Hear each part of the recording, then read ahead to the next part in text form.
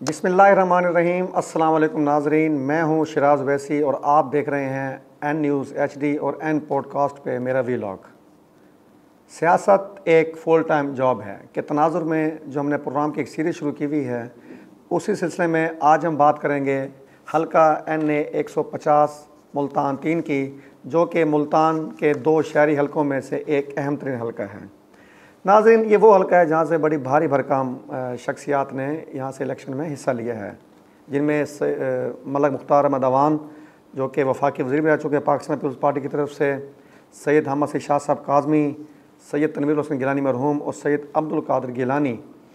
उसके अलावा ये वो हल्का है जहाँ से राना महमूदुल हसन और मखदूम शाह महमूद कुरैशी जो कि साबिक़ वज़ीर ख़ारजा और वाइस चेयरमैन पाकिस्तान तहरीक इंसाफ हैं, वो दो दफ़ा यहाँ से MNA मुंतखब हो चुके हैं।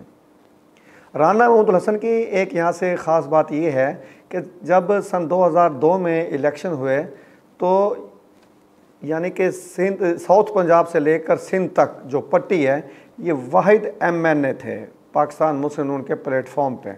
यानी जब ज़ेर अताब थी पाकिस्तान मुस्लिम नून, उस वक्त भी राना महमूदुल हसन ने मुल्तान की इस नशिस्त से कामयाबी हासिल की थी। उसके बाद 2013 में और 2018 में मखदूम शाह महमूद हुसैन कुरैशी ने भी यहाँ से इलेक्शन में हिस्सा लिया और दोनों दफ़ा इलेक्शन में कामयाबी हासिल की। लेकिन नाज़रीन, हम बात करेंगे सन 2024 में होने वाले जो इलेक्शन हुए हैं माजी करीब में, उसके बारे में। उन इलेक्शन में यहाँ से 3 अहम उम्मीदवारों ने हिस्सा लिया, जिनमें मखदूम ज़ैन कुरैशी जो कि मखदूम शाह महमूद कुरैशी के साहबजादे थे। चूँकि मखदूम शाह महमूद कुरैशी उस वक्त जेल में थे, पाबंद सलासल थे, तो उनकी जगह पर उनके साहबजादे ने यहाँ से इलेक्शन में हिस्सा लिया। उसके अलावा पाकिस्तान मुस्लिम नून की जानिब से जावेद अख्तर अंसारी साहब और पाकिस्तान पीपल्स पार्टी की जानिब से राना महमूदुल हसन, वही राना महमूदुल हसन जिन्होंने 2002 में और 2008 में यहाँ से नून लीग के प्लेटफॉर्म से इलेक्शन में हिस्सा लिया था। इलेक्शन का रिज़ल्ट ये रहा कि मखदूम ज़ैन हुसैन कुरैशी ने यहाँ से कामयाबी हासिल की और अच्छे खासे तगड़े वोट लेकर उन्होंने यहाँ से मैदान मारा। उन्होंने जावेद अख्तर अंसारी जो कि दूसरे नंबर पर उम्मीदवार थे, उनको 50,000 से ज़ायद वोटों से शिकस्त दी, जबकि राना महमूदुल हसन 25,000 के लगभग यहाँ से वोट हासिल कर पाए। लेकिन राना महमूदुल हसन की एक जो चीज़ ख़ास थी वो ये कि पाकिस्तान पीपल्स पार्टी सन 2000 के बाद यहाँ पे जो है ना अपना एक मकाम खो चुकी थी। वो 4,000 5,000 या माज़रत के साथ 10,000 वोटों की पार्टी थी। इस इलेक्शन में उन्होंने 25,000 से ज़ायद वोट यहाँ से हासिल किए। अगर हम कारकर्दगी की बात करें तो मखदूम ज़ैन कुरैशी जो कि जीते उम्मीदवार थे, वो ज़ाहिर बात है पाकिस्तान तहरीक इंसाफ ज़ेर अताब थी, तो उनको फ़ंड कहाँ से मिलने थे। लेकिन 9 मई के बाद मामला और ख़राब हुए, तो उन्होंने यानी कि पस मंज़र में रहना ज़रूरी समझा और आजकल वो वतन से ही बाहर हैं, परदेश में हैं, तो उनकी तरफ से जीते उम्मीदवार के तौर पर तरक्याती कामों का यहाँ पे सवाल पैदा नहीं होता। लेकिन उनके वालिद साहब मखदूम शाह महमूद कुरैशी ने 2018 का इलेक्शन जीतकर मुल्तान को 2 मेजर प्रोजेक्ट दिए, मदनी चौक फ्लाईओवर और mother and child health care जो कि विलायताबाद के करीब है, वो उन्होंने यहाँ इस प्रोजेक्ट को लॉन्च किया। अगर हम राना महमूदुल हसन की बात करें, ठीक है इस इलेक्शन में वो हारे, लेकिन अब तो वो सेनेटर है बाकायदा पाकिस्तान पीपल्स पार्टी की टिकट पर। लेकिन इस हल्के में जो बड़े बड़े मेजर प्रोजेक्ट्स हैं उनको लाने में इनका किरदार बड़ा अहम है।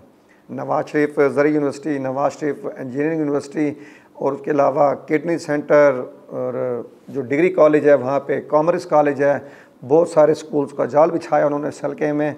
और उसके अलावा जो मेट्रो मुल्तान में उसको इस हल्के में से गुजारने में उन्होंने किरदार अदा किया। यानी कि बेबहा प्रोजेक्ट हैं जो कि उन्होंने यहाँ पर शुरू किए और उन्हें पाए तकमील तक पहुँचाया। और राना महमूदुल हसन की ख़ास बात यह है कि बेशक वो इलेक्शन हारे, लेकिन सेंटर बनने के बाद उनकी जो टीम थी उन्होंने उसको एक्टिव किया। आज भी वो उनकी जो टीम है और बल्कि जो उनका डेरा है वो अवाम की अप्रोच में है। अवाम जब चाहें वहाँ जाकर अपने मसाइल के हल के लिए वहाँ जाकर जो है ना जाते हैं और अपने मसाइल को हल कराते हैं। अगर हम बात करें जावेद अंसारी साहब की जो कि नून की तरफ से उम्मीदवार थे, ये पहले 2 दफ़ा MPA बने पाकिस्तान तहरीक इंसाफ की टिकट पर, इस दफ़ा नून लीग में शामिल हुए, उनको MNA की टिकट मिली, लेकिन अच्छे खासे तगड़े वोटों से हारे। लेकिन इनकी एक ख़ास बात यह है कि हारने के बावजूद इनका जो अवामी राब्ता है उसमें तातुल नहीं आया। ये आवाम की खुशी गमी में शामिल होते हैं और बतौर हुक्मरान पार्टी के टिकट होल्डर के इनकी कोशिश होती है कि अवामी मसाइल हल करने में भी अपना किरदार अदा करें।